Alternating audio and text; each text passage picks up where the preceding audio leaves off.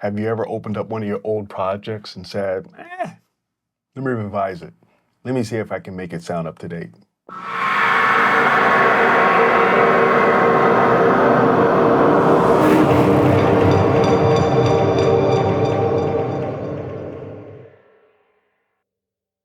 Hey, welcome back to another video. Today I think we're going to be doing something a little bit different today. I'm going to be revisiting one of my old tracks and seeing what I can do with it to see if I can make it sound a little bit better. This track I've done years ago. I was just listening to it recently and thinking, you know, what would it sound like if I had this track given to me today and what I could do with it.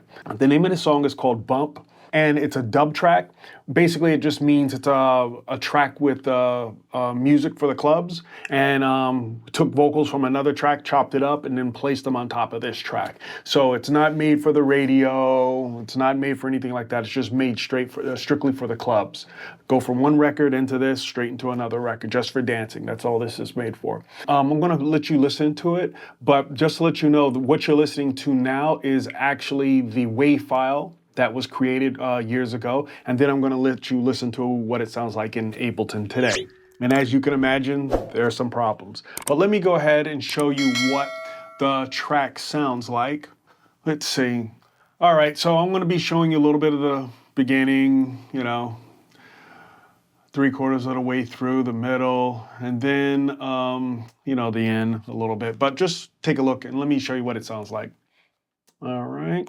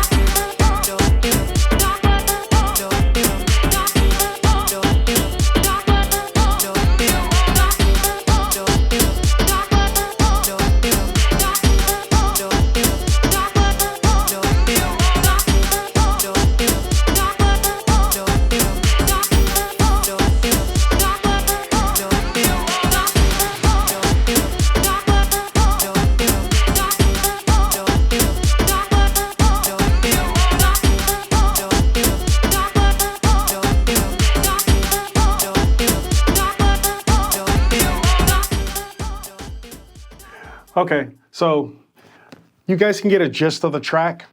I see a lot of problems with it. So what I'm going to be doing is I'm going to be going in, I'm going to mix it down again, then I'm going to master it.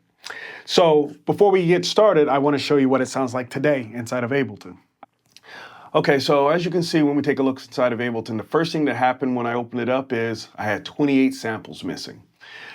Not only do I have 28 samples missing, if you look, I have plugins missing.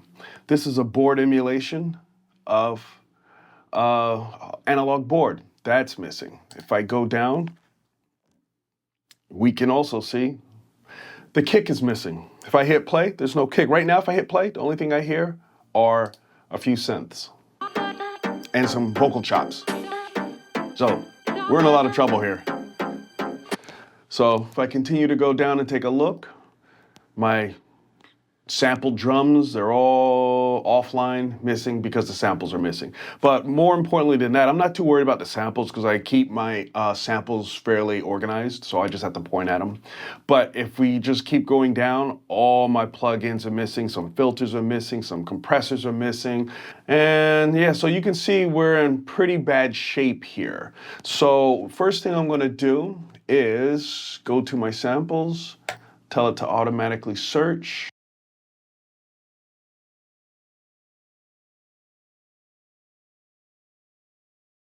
Yeah, so that's done, and there we go. So the samples are replaced, but what's still missing is my kick, and my kick was a synth kick. That wasn't a sample, so that's still missing. Okay, my percussion drums are there. Okay, as you can see, bass line, like I said, is missing, and I used Massive for the bass line.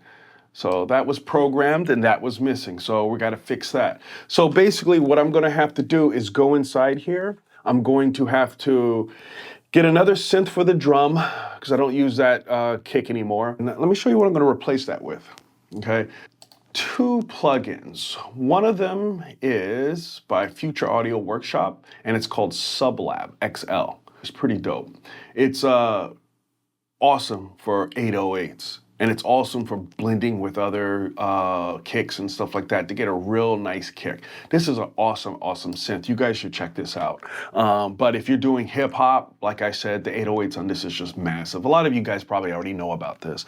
But this is Sublab XL. This is the newer version. So I'm probably going to try this out. And the other one I wanted to use is another one I like a lot. And that is called Punchbox. Now, Punchbox is pretty crazy too. Now, with Punchbox, you have a lot of parameters, a lot of knobs and switches to get the kick exactly the way you want it to sound.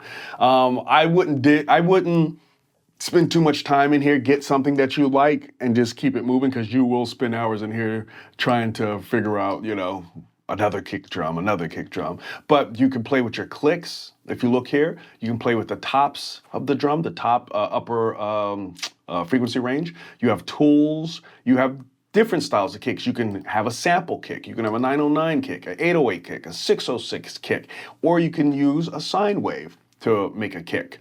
And then you can bit crush it. You have distortion, you have filter, and then you have an equalizer, and then you have a limiter. Now this is pretty dope when it comes to building kick drums. So I'm gonna play around with those two. I might combine them, but we'll see. So that's what I'm gonna be using to replace the kick with. Now, also, if you look on this kick drum, the Satsun channel strip, that is a board emulation, an analog board emulation that I was using before. Now I moved, this was awesome, and this was what really got me into channel strips and stuff like that. I was using this and then I switched over to the Console 1 because of the hardware. It came with the board emulation and the SSL software. So I switched over to the Console 1, and from the Console 1, I switched over to the SSL channel strip. So for the channel strip, I will be using the SSL 4KB. I'm gonna try that on the drums, okay? And also the channel strip 2. I'm gonna check that out too. Now the channel strip 2 is awesome for hip hop, R&B, house. It's rich, it's thick, and it sounds really, really nice. If I'm going to be using the SSL 9000 emulation, the Channel Strip 2, I'm going to also be pairing it with the SSL Native X Saturator. Okay, now this thing is pretty awesome. All right, so if I am going to be using the SSL 9000 version of the channel strip, I'm going to be pairing it with this saturation plugin. This is awesome. This thing is really awesome. Now, this channel strip here is the 4KB. It's the SSL board that came out before the SSL 4000E, so it's similar. Now, for its drive, I'll be using this button and knob here. Now this gives it a really nice sound, and then you can blend it in. So this is a little aggressive, and that's what's good about it. It's aggressive. So I'm going to be testing it between this one and then this one. This is smooth, rich, thick, and very nice low end. Very, very nice. So R&B, hip hop, house. This is more like rock. And remember, a lot of house records were done back in the day. A lot of dance club records were done back in the day on something like this. Maybe not the 4KB, but the 4000E. You know, these things are similar. So a lot of records were done on this, so I'm going to be testing this out with the drums. And when it comes to, I'm going to be testing it out also with the drums on this too, but everything else is going to be done on the 9000. The synths, the vocal chops, so on and so forth. All that stuff is going to be going through the 9000 version, and that's the SSL Native Channel Strip 2. Now, I'm going to have to go through every single channel, slap those on. And as far as the bass, like I said, I do own Massive, so...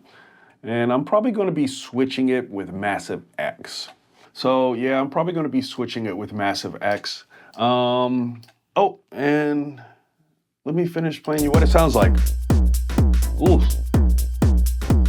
All right, I muted the default drums and I muted the default bass line. But this is basically what it sounds like with everything.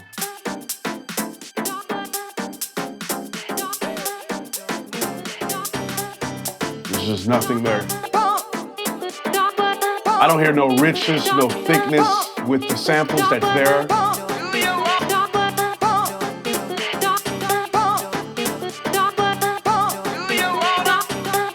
The only thing that's there is the funk, the funkiness of it. But if I was to leave the kick and the bass on, this is what it actually sounds like. So you see what you're gonna see what I have to work with.